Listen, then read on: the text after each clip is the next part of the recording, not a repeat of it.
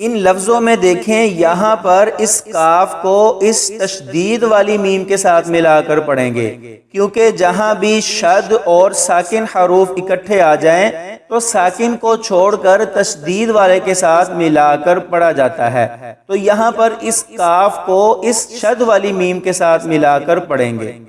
اور پھر کاف کو میم کے ساتھ ملاتے ہوئے غنہ کیا جائے گا۔ نون جیم زبر نا ج، جیم یا زبر جئی،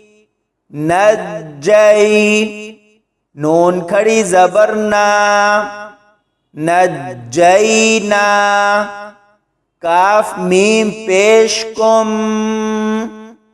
نجیناکم، میم نون زیر من، نجیناکم